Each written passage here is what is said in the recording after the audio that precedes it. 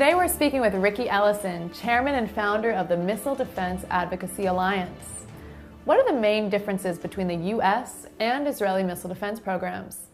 The biggest one, I think, is the strategic layer that we are in the United States are protecting ourselves from North Korea, where Israel doesn't have that capability for a long-range missile defense capable. And I also think the Iron Dome, which is at a lower level with your mortars and rockets, we don't face that threat in the United States, obviously. So those two systems are not similar at this point, but everything else in between is. What is your opinion about the three-tier defense system, the Iron Dome, David Sling, and then Arrow 2 and 3? I think it's a great way for them to do that, to have a layered defense. You have to have that kind of capability to have zero leakage, absolutely zero leakage, but you will be threatened in this environment by chemical nuclear weapons at some point. So you need to have all four layers to make sure that there will be no leakage at all in there. You need all four. Right now you have, I think, you're working on that fourth layer because you don't have that yet. You're still working on that second layer a little bit because you've got the Patriots and you're moving in with a David Sling system that's going to replace those Patriots. Again, the United States is supporting you on the outside and has two big ships in the Mediterranean. You mentioned zero leakage. Can you achieve zero leakage in missile defense? If it's a salvos, you still can with a layered defense. You can still, and good queuing and discrimination efforts to know where those are going, you can certainly have a real good possibility with the salvo. If you do multiple salvos, that becomes another problem. But I think this is about changing the calculus of the person that's going to fire a strategic weapon into your country, and whether he can guarantee that's going to make it. He has to make that calculus. So that alone is having four layers makes him not sure, not confident, and the threshold of his pain now will go up. Not just one or two missiles, he'll have to fire 50 or 100 missiles, and that's an all-out war, and that's preparation. And if that happens, you would be able to most likely see that, and your preemptive offensive capabilities would take that out. So I think it's very important for Israel to have zero leakage. I think the population would demand it to have zero leakage. And right now, and I think you as a country want to produce and control all the layers so you can have it under your independent control.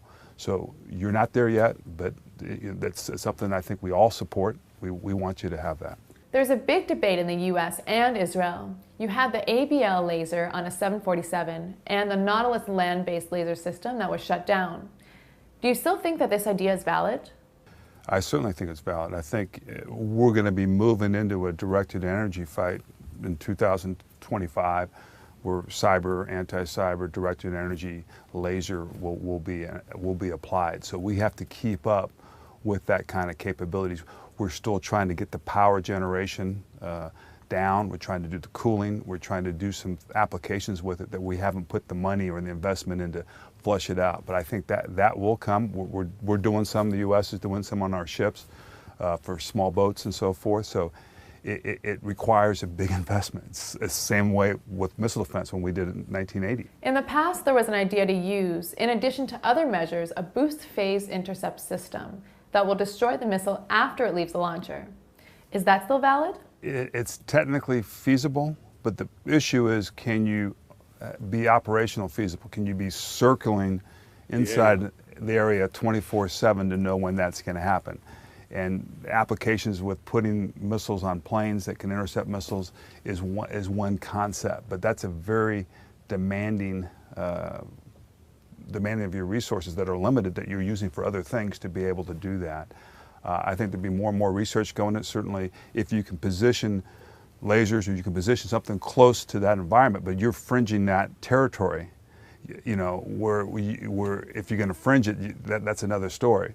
So I think there is possibilities here in the future, especially in Israel, to have pre-boost positions because you're close enough to the threat to do it. But you're pretty effective with the Iron Dome and so forth with hitting it on the way down or halfway up instead of hitting it in the front. Is that connected to a long-range UAV? You can do the same thing, but the problem is you need some time to see where that missile is going, and you only need to attack the missile that's going to be targeted to your population you're going to defend.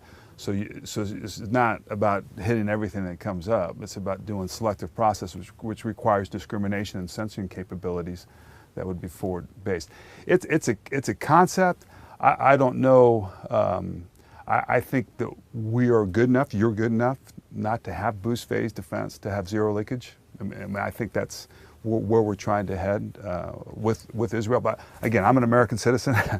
I'm just expressing my opinion on what my thoughts are on what would be appropriate. Thank you for joining us.